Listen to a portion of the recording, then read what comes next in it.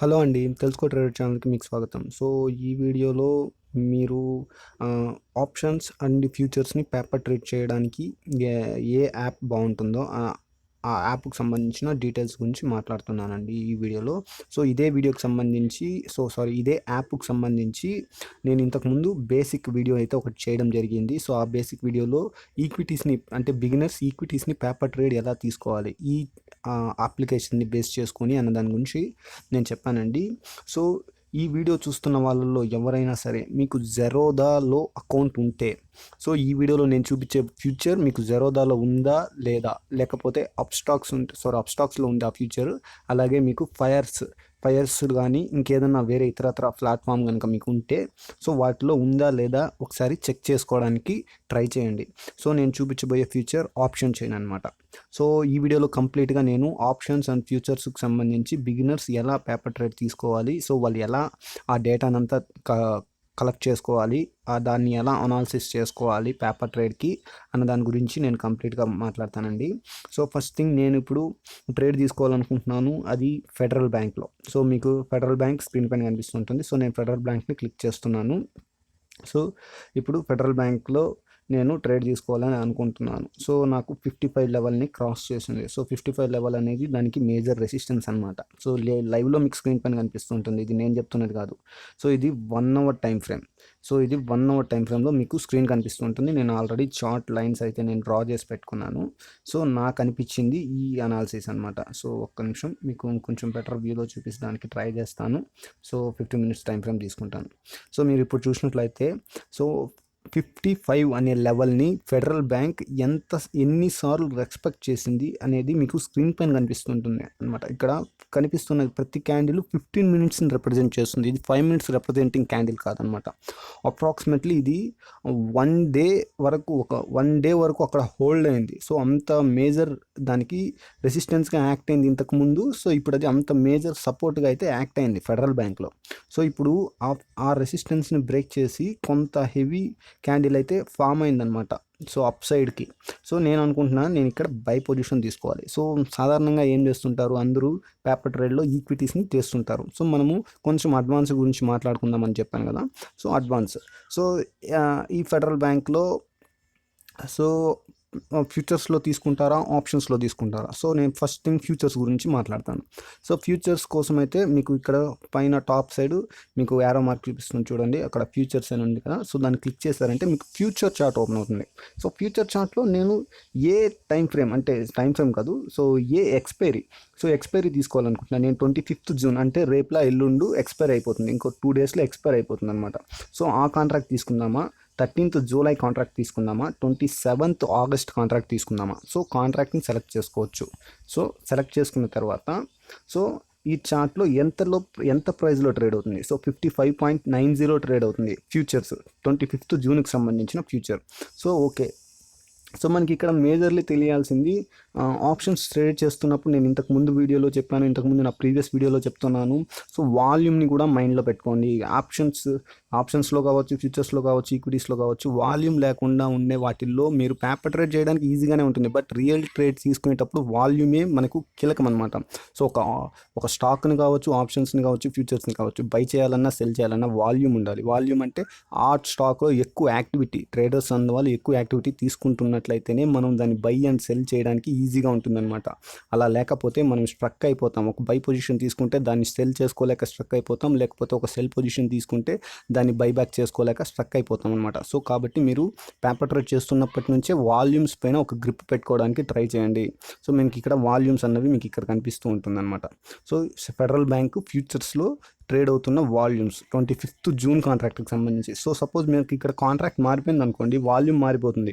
మీకు ఇప్పుడు 13th జూలైకి సంబంధించింది. సో ఇక్కడ మీరు చూసినట్లయితే వాల్యూమ్ చేంజ్ అయింది. సో అలాగే మీకు 27th కాంట్రాక్ట్ చూడండి. సో 27th కాంట్రాక్ట్ చూసినట్లయితే వాల్యూమ్ తక్కువ ఉంది. సో ఆన్ గోయింగ్ కాంట్రాక్ట్స్లో ఎప్పుడు వాల్యూమ్ ఉంటుందన్నమాట. సో ఫర్దర్గా ఫ్యూచర్ ఇంకొంచెం ముందుకు వెళ్తున్న కొద్దీ వాల్యూమ్ తగ్గిపోతూ ఉంటుందన్నమాట. సో వాల్యూమ్ని మైండ్లో పెట్టుకోండి. సో వాల్యూమ్ని మైండ్లో పెట్టుకోకపోతే పేపర్ ట్రేడ్లో ఎటువంటి ఇబ్బంది రాదండి. బట్ వన్స్ మీరు రియల్ టైం ట్రేడ్ చేసేటప్పుడు మాత్రం వాల్యూమ్స్ అన్నవి చాలా ఇంపార్టెంట్ అవుతాయి అన్నమాట. సో ఎందుకంటే ఫ్యూచర్స్ అండ్ ఆప్షన్స్లో పర్టికులర్లీ. సో ఓకే, సో ఫ్యూచర్స్లోకి వచ్చాము. సో ఇప్పుడు మనకు స్టాక్ అనేది డ్రాస్టిక్గా మూవ్ అవుతుంది. సో వన్స్ లెవెల్ బ్రేక్ చేసింది, లెవెల్ బ్రేక్ చేసి సస్టైన్ అయింది, సస్టైన్ అయిన తర్వాత హెవీగా మూవ్ అవుతుంది. సో మనకి ఇక్కడ పేపర్ ట్రేడ్ తీసుకుంటాం. సో అక్కడ మనం 56 అని రాసుకోవడానికి, స్టాక్స్లో అయితే 56 రూపీస్లో ఉంది స్టాప్ లాస్ అని మనం పెట్టుకోవడానికి ఛాన్స్ ఉంటుంది. బట్ ఆప్షన్స్ పేపర్ ట్రేడ్ చేసేటప్పుడు మాత్రం మనకు కావాల్సిన కీలకమైన విషయం lot size. So lot size అనేది మనకు తెలియాలి. సో లాట్ సైజ్ తెలియాలంటే కీ ఇన్ఫో అని ఉంటుంది. సో దాన్ని క్లిక్ చేసినట్లయితే మీకు ఇక్కడ లాట్ సైజ్ కనిపిస్తుంటుంది.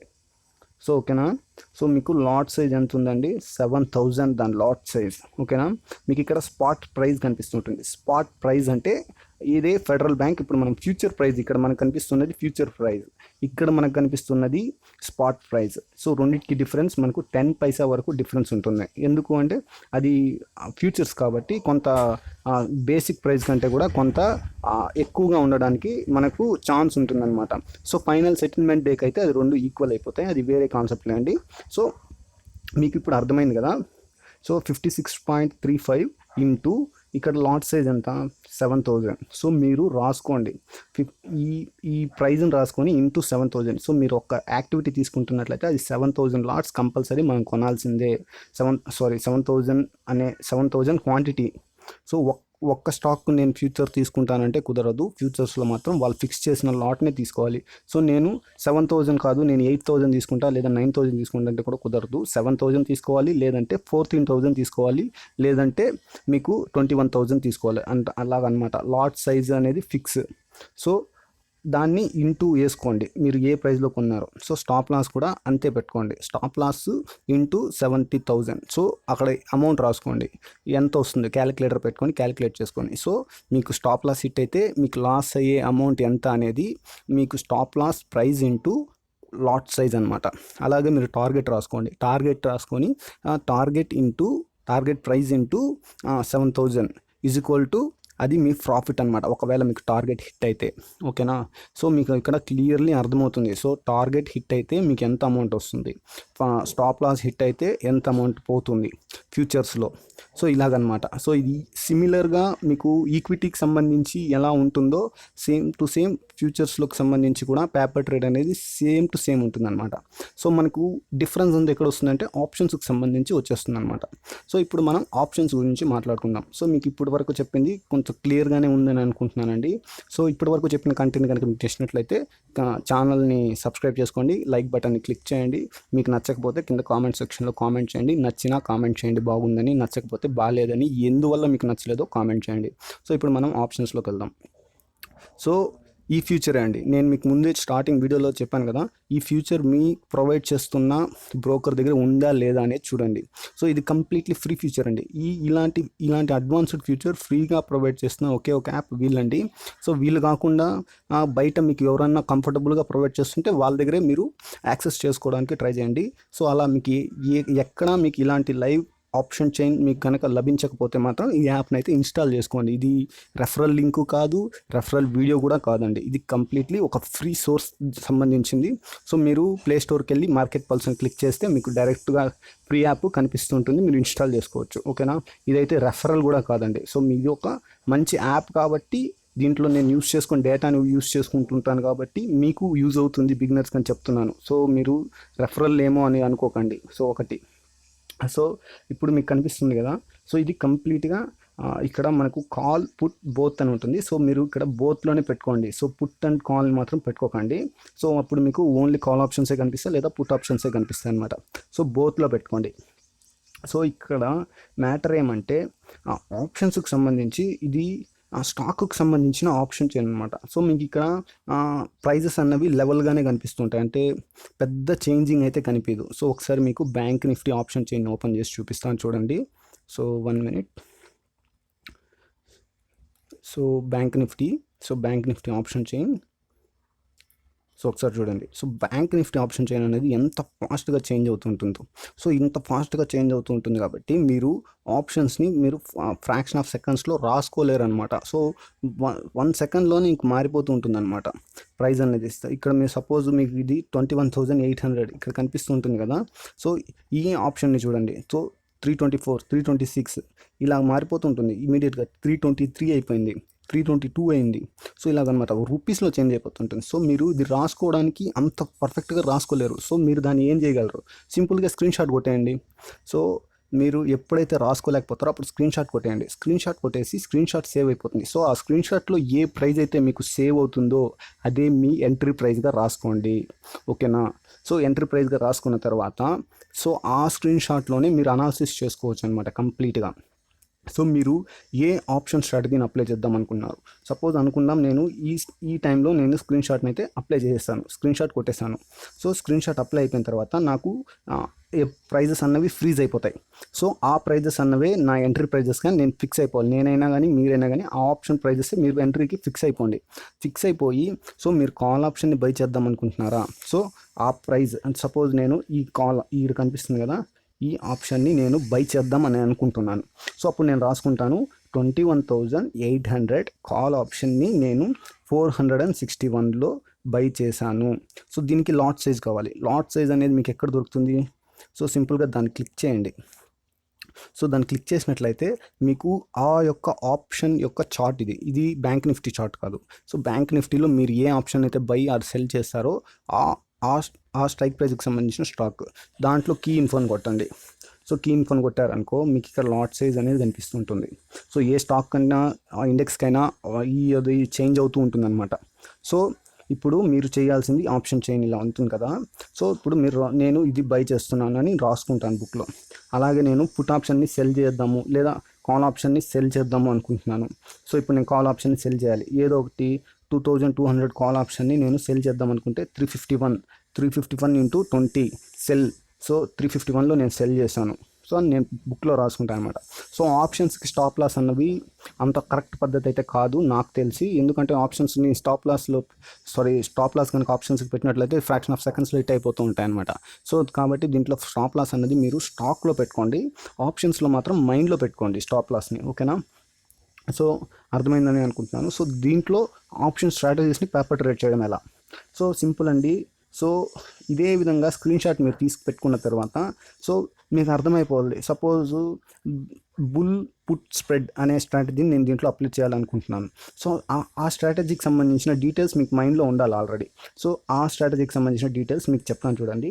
సో ఆ స్ట్రాటజీకి సంబంధించి ఒక పుట్ ఆప్షన్ని మనము ఇన్ ద మనీలో ఉన్నదాన్ని సెల్ చేయాలి. అలాగే ఒక put option out of the మనీలో ఉన్నదాన్ని మనము బై చేయాలి. సో దీంట్లో ఇన్ ద మనీ ఏది, అవుట్ ఆఫ్ ద మనీ ఏది, అట్ ద మనీ ఏదని మీరు చూసినట్లయితే సో ఈ పుట్ సైడు టాప్లో ఉంది కదా, ఇప్పుడు నా మార్క్ కనిపిస్తుంటుంది కదా, ఇదన్నీ పుట్ ఆప్షన్కి సంబంధించి అవుట్ ఆఫ్ ద మనీ. అలాగే పుట్ ఆప్షన్కి సంబంధించి ఈ లైన్లో ఉంటుంది చూసారా, ఇది అట్ ద మనీ. అదే పుట్ ఆప్షన్కి సంబంధించి ఇక్కడ లైన్ కింద ఇప్పుడు కనిపిస్తుంటుంది కదా, ఇది ఇన్ ద మనీ అనమాట. అదే కాల్ ఆప్షన్స్కి సంబంధించి మీకు ఇప్పుడు లైన్స్ గీస్తుంటాను చూడండి, ఇది ఇన్ ద మనీ. అలాగే కాల్ ఆప్షన్కి సంబంధించి ఈ లైన్ లోపల ఉంటుంది చూడండి ఈ బాక్స్లో, సో ఇది అట్ ద మనీ.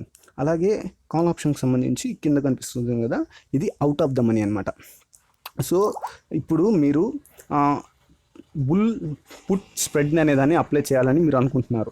సో దానికి సంబంధించి ఒక ఇన్ ద మనీ పుట్ ఆప్షన్ని మీరు సెల్ చేయాలి. సో అనుకుందాం నేను 22,000 పుట్ని సెల్ చేద్దాం అనుకుంటున్నాను. సో 415ని నేను సెల్ చేశాను. అలాగే 21,800 పుట్ ఆప్షన్ని బై చేయాలనుకుంటున్నాను. సో 21,800 పుట్ ఆప్షన్ని బై చేశాను. సో ఇది రాసుకున్నాను అనమాట. సో కంప్లీట్గా ఈ రెండింటిని నేను బుక్లో రాసుకుంటాను.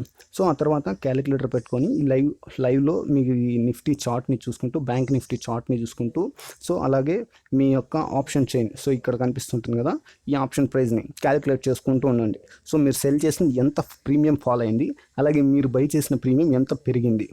సో ఇలాగనమాట. సో ఇలాగా మీరు బై చేసిన ప్రీమియం పెరగాలి, సెల్ చేసిన ప్రీమియం తగ్గాలి. సో ఈ రెండింటికి మధ్య డిఫరెన్స్ ఏంటి, సో ఆ డిఫరెన్స్ అన్నది దాన్ని క్యాలిక్యులేట్ చేసుకొని ఆ డిఫరెన్స్ రాసుకోండి. ఆ డిఫరెన్స్ ఎంతైతే ఉందో అది పాజిటివ్లో ఉంటే అది మీ ప్రాఫిట్, ఈ స్ట్రాటజీ అప్లై చేసిన దానికి కాను. అది కనుక మీకు నెగిటివ్లో ఉన్నట్లయితే అది మీ లాస్ అనమాట, ఈ స్ట్రాటజీ అప్లై చేసిన దానికి కాను. సో ఈ స్ట్రాటజీస్ని ఇలా పేపర్ ట్రేడ్ అయితే చేయాల్సి ఉంటుందండి. సో ఇప్పుడు నేను చెప్పాను కదా, లాస్ట్ 5 minutesగా నేను చెప్తున్నవన్నీ ఇంటర్మీడియట్ ట్రేడర్స్, అంటే ఆల్రెడీ స్టాక్స్లో ట్రేడ్ చేసి కొంత ప్రాఫిటబిలిటీలోనో లాస్లోనో స్టాక్స్ గురించి బేసిక్స్ అన్నీ తెలిసి ఆప్షన్స్ అండ్ ఫ్యూచర్స్ గురించి తెలిసి ఆప్షన్ స్ట్రాటజీస్ గురించి ఐడియా ఉండి సో వాటిని పేపర్ ట్రేడ్ చేస్తామన్న వాళ్ళకి ఇది కొంచెం క్లియర్గా అర్థమై ఉంటుంది. సో అలా కాకుండా కొంత బిగినర్స్ అయితే ఎవరైతే ఉన్నారో వాళ్ళకి కొంత కన్ఫ్యూజన్గానే ఉంటుందండి. సో ఎందుకంటే అది కొంచెం అడ్వాన్స్డ్ సబ్జెక్ట్ కాబట్టి. సో ఇప్పటి వరకు చెప్పింది అయితే వినండి, విని మైండ్లో పెట్టుకోండి. సో మీకు ఎప్పుడైతే ఆప్షన్స్ గురించి ఇంట్రెస్ట్ వచ్చి ఆప్షన్స్ని టచ్ చేస్తారో అలాంటప్పుడు ఈ వీడియో అయితే మీకు కంప్లీట్గా యూజ్ అవుతుందని నేను అనుకుంటున్నానండి. సో ఇప్పటి వరకు చెప్పిన దాంట్లో ఎటువంటి కన్ఫ్యూజన్ ఉన్నా మళ్ళీ చూడడానికి ట్రై చేయండి. ఇప్పటి వరకు నేను చెప్పిన డేటా అనేది చాలా వాల్యుబుల్ అండి. సో మీకు బయట ట్రేడర్స్ ఎవరు చెప్పరు, మీరు కావాలంటే యూట్యూబ్లో క్రాస్ చెక్ చేసుకోండి. ఇప్పటి వరకు నేను చెప్పిన కాన్సెప్ట్స్లో సో వాళ్ళు చెప్పిన కాన్సెప్ట్స్తో మ్యాచ్ చేయడానికి ట్రై చేయండి. సో మీకు అప్రాక్సిమేట్లీ డే ట్రేడ్ తెలుగులో తప్ప ఇంకా బయట వేరే ఏ ఇతర ఛానల్లో కూడా నేను చెప్పిన కాన్సెప్ట్స్కి రిలేటెడ్ కాన్సెప్ట్స్ కూడా ఉండవండి. సో అర్థం చేసుకోండి, ఇది కొంత వాల్యుబుల్ ఇన్ఫర్మేషన్ అని గుర్తించండి. సో ఈ వీడియో కనుక మీకు నచ్చినట్లయితే లైక్ చేయండి, అలాగే మీ ఫ్రెండ్స్ ఎవరైనా బిగినర్స్ ఉన్నట్లయితే షేర్ చేయండి. సో కొత్తగా ఎవరైనా స్టాక్ మార్కెట్లోకి వచ్చినట్లయితే సబ్స్క్రైబ్ చేసుకోవడానికి ట్రై చేయండి. మంచి మంచి వీడియోస్ అయితే నేను ఫ్యూచర్లో చేయడానికి ట్రై చేస్తుంటాను. సో మిమ్మల్ని కూడా ఒక మంచి ట్రేడర్ లాగా నిలబెట్టడానికి నేను ట్రై చేస్తానండి. సో మీరు నన్ను ఎంకరేజ్ చేసినట్లే నేను మిమ్మల్ని ఎంకరేజ్ చేస్తానండి. థ్యాంక్ యూ అండి. Thank you for the watching video.